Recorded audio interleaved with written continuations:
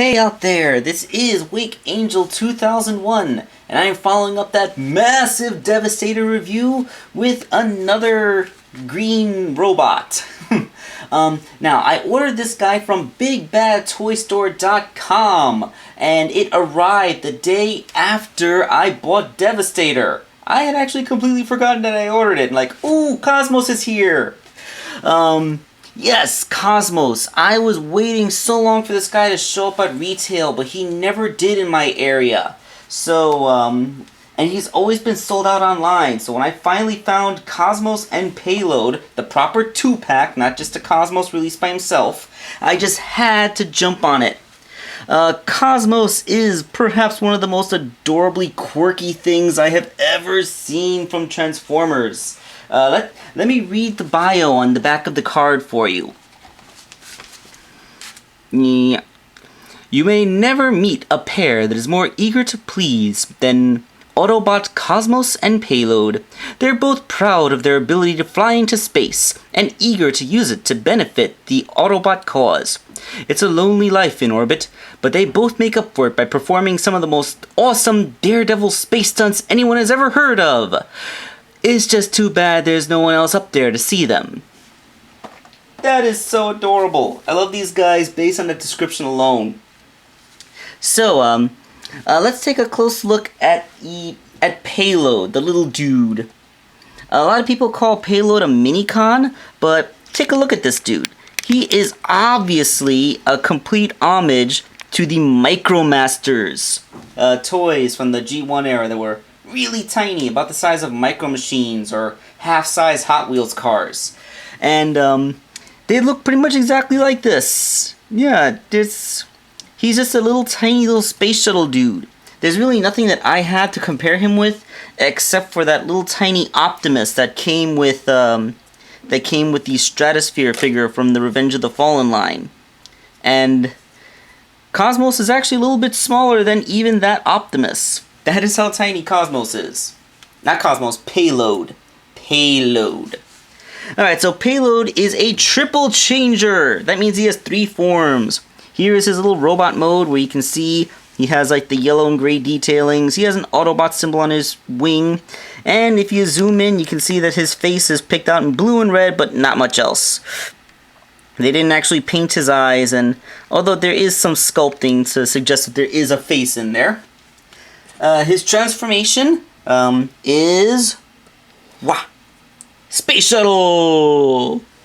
Actually, it's with the 2 tails, it's actually less a space shuttle and more like a cargo shuttle.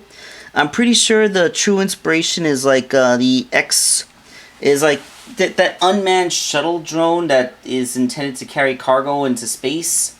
Although it does still have cockpit windows. And given how small this guy is, like he must be like the size of a mini-con, because I know Cosmos is already a pretty small robot, and then this guy is like, even in shuttle mode, he's barely up to Cosmos's knees. And then he has a weapon mode. Weapon mode is also a simple transformation. You basically move his arms up like this, so he's like flying in superhero mode. Woo! And then chunk, you slide his little feet up, and then you pull out his handle. There we go. The handle covers the face. And he has a gun. A really cool double-barreled gun. The gun has a 5mm peg, which goes snugly into Cosmos's hand. A little too snugly. And then Cosmos had a big gun made of his little friend.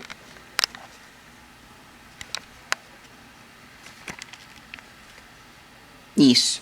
And then Cosmos had a big gun made of his little friend. Yeah. That is adorable. Alright, enough little buddies. Let's get Payload out of the way and concentrate on Cosmos. Detail-wise, he's actually really cool for a legend. Let's zoom in. You see he has an Autobot symbol on his shoulder. Really cool head sculpt with the blue visor and the little Gundam beard thing he has at the bottom of his chin. He has cockpit windows painted on his chest, and little guns coming out of his well, right below his thighs, like kneecap guns. Yeah, he's got kneecap guns. That gives entirely new meanings to shoot from the hip. And he has big old feet. I love how all the round shapes are incorporated into this mode. It's just so delightful. Hollow spaces, but you know, for a Legends figure, you're gonna expect that, especially these days. And he has a little backpack with rockets on it, implying that he could still fly even in robot mode. And yeah, that's it. The detailing on him is simple, but he just looks so cool. He's a very, very cool looking little robot. Articulation on him is really good. His head is on a swivel, which is a lot tighter than I thought it would be. I was afraid his head would be kind of wobbly. And he has a waist joint, although it's kind of high up, so it's more like a torso joint. But hey, a waist joint on a Legends figure is getting a rarer and rarer sight to see, so it's good to see that this guy has one. He has ball-jointed hips of badass ball-jointitude with a gymnastic range. And he has a knee down here, but he also has a knee here, effectively giving him double-jointed range. So, that's kind of awesome. I will knee shoot you! Yeah, lovely legs. Lovely, lovely legs. And he has ball-jointed shoulders with a little bit of a hinge there due to transformation. And a ball-jointed elbow, which gets good range. Although, going by the natural curl of his arm, his fist looks kind of weird. Because like his forearm is curled, so even when his arm is straight, it looks like it's bent. This isn't an elbow joint. This is a transformation joint. It goes the wrong way. Does not count as an elbow. But, hey, he can do that. So yeah, the articulation on him is pretty fantastic. His posability is great, and thanks to those big old feet, he can stand in tons of poses. So, that combined with a little Micromaster partner makes him, well, pretty darn great. For comparison's sake, here's another Legends figure, Powerglide. He is about the exact same height as Powerglide. And I feel, in my headcanon, these two guys get along pretty well, because Powerglide is always bragging about how he can fly, and Cosmos is one of the only other Autobots who can fly. Although I can imagine that Powerglide might be a little jealous of Cosmos because he can fly into space. But still, I think that these two guys would like to do little stunt shows together. After all, he does do aerial acrobatics in orbit, right? And this guy, he's a bit of a hot dogger and a dogfighter in the atmosphere. We should totally set up a stunt show. Whenever you're ready, bro.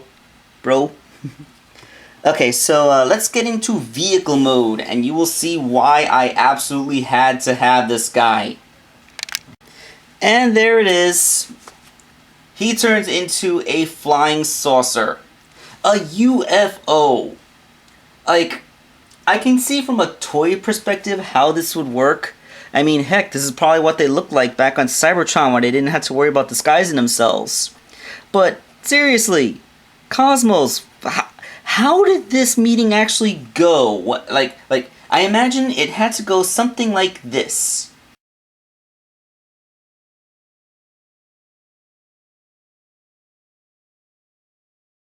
Autobots, now that we are on Earth, we are going to have to adopt new vehicle modes to blend in with human society. Allow me to demonstrate. See, this is an Earth truck. Why don't you guys try it now? Okay, Optimus, I think I see what you're going for. How's this? Excellent work, Bumblebee. Okay, I think I have one. How about this? A little flashy, but yes, that does work, Wheeljack. Ooh, I've got a great idea, Optimus. Here we go. Doesn't this look awesome? Mirage, I'm pretty sure that humans aren't used to just seeing those anywhere. Ooh, I got the best one! There, see? No one will suspect me of being an alien robot like this. Oh, for the love of Primus. Yeah, I mean, it's just, like, Cosmos, like, so yeah, the little flying saucer mode is just so adorable. It has little cockpit windows up front, little arrows to indicate where the front is, as if the little gun sticking out wasn't an indication. He has a little fin in the back, again telling you which way is front and which way is back, and his head is barely peeking out the top, which in this mode just looks like a light. Like, if you get your fingernail in there, you can actually pull his head out. I am Fat Man, the human flying saucer. Anyone who's seen SuperDickory.com knows that reference.